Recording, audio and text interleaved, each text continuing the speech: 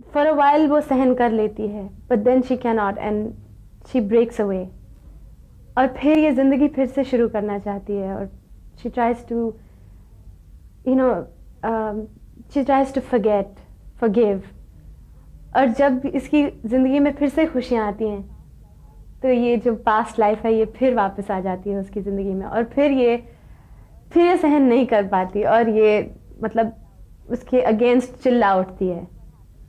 तो that is what happens in the end, and that is मतलब it's a whole build up. You have to see the whole film to understand the whole thing. क्या आप अपनी निजी जिंदगी में भी सहनशील हैं? सहनशील? यस। मगर अगर आप मुझे कंपेयर कर रहे हैं उस कैरेक्टर से जो मैंने दरार में प्ले किया है, तो उसकी ज़िंदगी और मेरी ज़िंदगी में ये फ़र्क है कि उसमें ये लड़की डिपेंडेंट है अपनी फैमिली पर।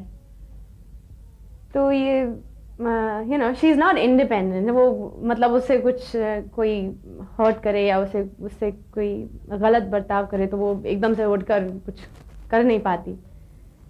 मगर मेरी बात कुछ और है कि मैं इंडिपेंडेंट हूँ, मैं काम करती हूँ। मेरे साथ कोई nobody can take advantage of me as such, and it's a different kind of. डर में आपका रोल एक ऐसी लड़की का था जिसमें उसका पीछा किया जाता है। दरार में आपका रोल इमोशन है। क्या इन दोनों रोल्स में कोई समानता है? नहीं, डर एंड दरार, एक्सेप्ट कि वो डर है और ये दरार है, उसमें कोई सिमिलैरिटी नहीं है। दे टोटली डिफरेंट। इनफैक्ट डर में तो ये है कि लड़की डरती रहती है, उससे कोई फ़ोन कर रहा है, उससे कोई इश्क का वो कर रहा है, and she doesn't know who it is and it's frightening her. मगर दरार में तो कुछ और ही है। It's a girl who has lived, who's seen life and has been like I said, she's had a painful experience in life, and then how she tries to deal with it। और फिर उसके साथ जो होता है वो आपको आकर देखना पड़ेगा।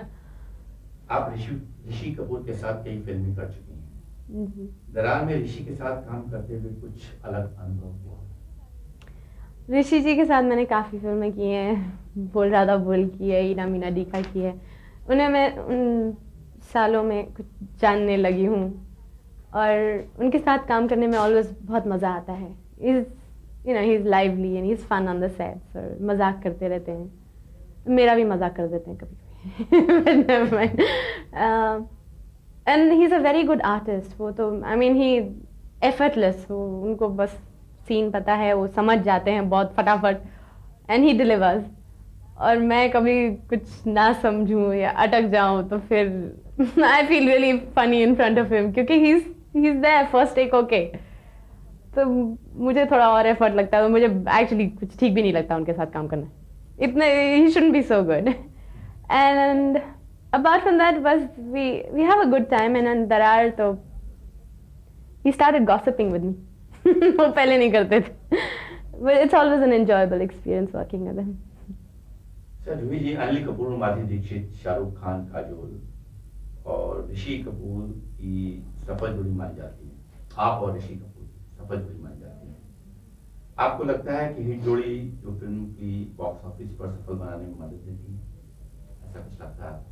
देखिए, वैसे स्क्रीन पर अगर जोड़ी बनती है तो it's nice. People like a pairing, they like to come and see.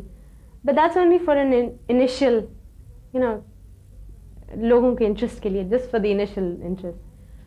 But later on, I think it's the film which is very important. अगर फिल्म अच्छी बनी हो तो then the film it holds.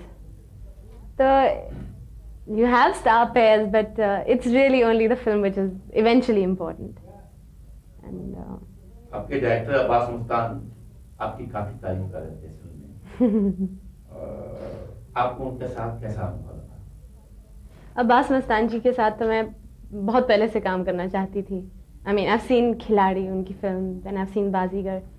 मुझे स्पेशली आफ्टर बाजीगर तो मुझे बहुत ही अच्छे लगे। As directors you always, it's for an artist it's always a pleasure working with a good director, then you know that something good will come out of the film.